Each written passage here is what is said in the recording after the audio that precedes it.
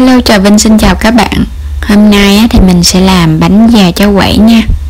Món bánh này rất là dễ làm, chỉ cần lưu ý một số điểm sau thì bánh nó sẽ nở phình và bánh mềm xốp rất là ngon. Mời các bạn xem video để biết cách làm. Vui lòng đăng ký kênh để nhận những video mới nhất của mình nha. Trước hết thì mình chuẩn bị bột mì. Mình dùng loại bột mì đa dụng 200g. Tiếp theo là đường 2 muỗng canh, 1 muỗng canh dầu ăn, tí xíu muối. Và đây là bột nở, mình dùng muỗng cà phê ha, không có cũng được không sao. Muỗng cà phê men khô luôn. 170ml sữa tươi thì mình để vô trong cái ly nước ấm cho nó nóng lên. Rồi bây giờ pha bột, cho hết 200 bột mì vô, 1 muỗng bột nở giúp cho bánh nó xốp, không có thì khỏi cho, muỗng men khô, muỗng cà phê muối. Đường mình sẽ cho vào đây 2 muỗng canh. Rồi mình sẽ trộn đều bột, đường, muối lại với nhau trước ha. Trộn đều rồi các bạn sẽ cho sữa vô. Sữa này thì mình cho nó ấm để bột nó nhanh nở. Còn nếu không thì các bạn để sữa ở nhiệt độ phòng bình thường cũng được. Mình trộn cho nó đều. Trộn sơ qua bắt đầu bột nó sẽ phủ đều sữa, nó đều vậy nè. Rồi mình cho vào đây dầu ăn ha. Các bạn dùng 1 muỗng canh dầu ăn. Trộn đều lên, có dầu ăn vô thì cái bột nó sẽ được mềm hơn á. Rồi mình trộn sơ qua, bột nó sẽ hơi ẩm. Bột nó sẽ hơi ẩm thì bánh nó mới nở ngon. Các bạn sẽ nhồi sơ để cho nó mịn chút xíu. Bột mà làm khô quá thì bánh nó cũng không được nở, mà nhỏ quá thì bánh nó cũng khó làm tạo hình. Rồi mình thoa chút xíu dầu ăn vô trong cái hộp này. Các bạn sẽ cho bột vô, thoa dầu ăn cho nó đừng có dính á. Rồi mình dàn đều ra ha. Mình sẽ đậy lại, các bạn sẽ ủ đây 1 tiếng đồng hồ cho bột nó nở gấp đôi lên. Sau khi mà bột nó nở gấp đôi vậy nè, rồi bây giờ các bạn sẽ cho vô trong ngăn mát tủ lạnh ha. Mình để qua 1 đêm. Sau khi mà mình để được 1 đêm, bắt đầu bột nó sẽ lạnh á, thì mình đem ra ngoài, mình để khoảng 1 tiếng nữa để cho nó nguội lại, để cho cái nhiệt độ nó bình thường trở lại, nó không còn lạnh nữa. Thì mình đã lấy bột ra. Nếu các bạn để lạnh á, thì mình khó nó nở lắm. Rắc một ít bột khô để chống dính, hoặc là các bạn dùng dầu ăn để chống dính cũng được.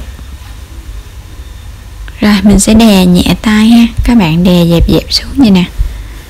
Nhớ là mình phải làm nhẹ tay thôi, nếu mà những cái bọt khí nó bể thì bánh nó không có nở. Mình cũng cán nhẹ nhàng cho nó phẳng ra.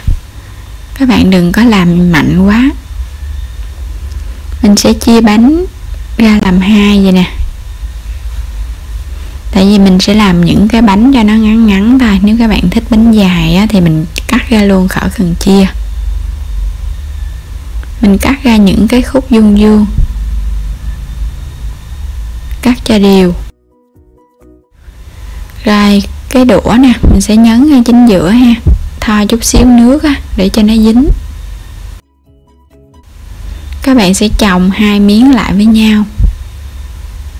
Rồi mình dùng cái đũa mình ấn nhẹ xuống cho nó dính lại. Vậy thì nó mới thành cái bánh cháo quẩy á.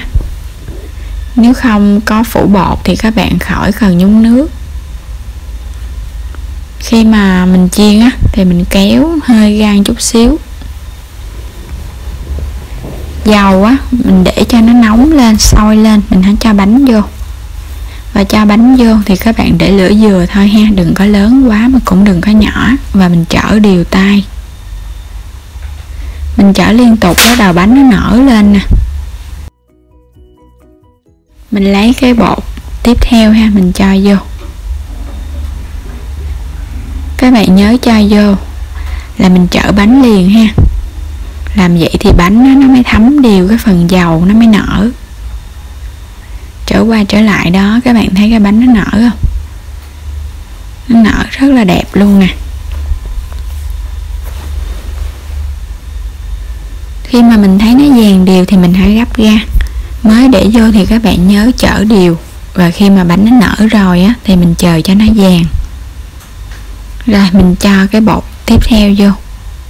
Tại vì khi mà nó chuẩn bị vàng thì mình không cần chở đâu, mình chỉ cần đợi cho nó vàng thôi à, là mình cho bột tiếp theo vô được rồi. Mình phải chở liên tục để cho dầu nó ngập trong bánh thì bánh nó mới nở. Cái bước này cũng quan trọng nữa, nếu mà các bạn không chở là cái bánh nó bị chai, nó không nở ha.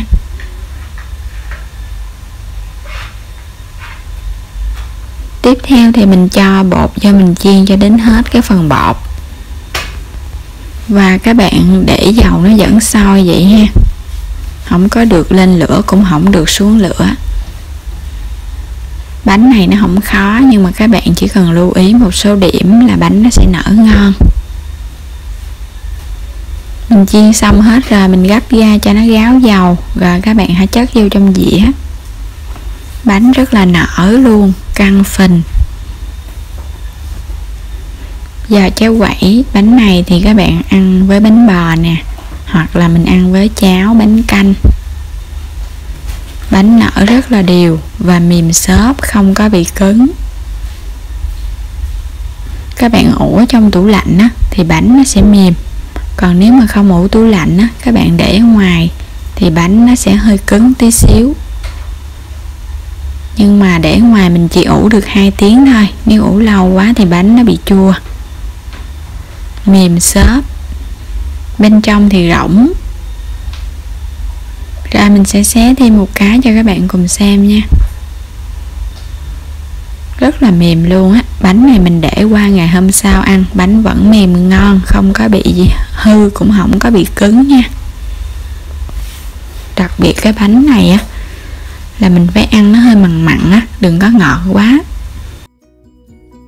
Các bạn thích mà cái bánh nó chia ra đôi á, thì hồi nãy á, mình lấy cái đũa mình ấn xuống cho thật là mạnh tay thì cái bánh nó mới chia ra làm đôi. Nãy mình để hơi nhẹ nên cái bánh nó không có chia ra. Rồi đến đây thì mình xin kết thúc video nha. Cảm ơn các bạn đã theo dõi hết video này. Vui lòng đăng ký kênh ủng hộ mình. Hẹn gặp lại video tiếp theo. Bánh nó mềm xốp nè, và nó béo béo mặn mặn. Mình kèm thêm miếng bánh bò nó ăn rất là ngon. Lâu lâu ăn á cũng ngon lắm luôn á.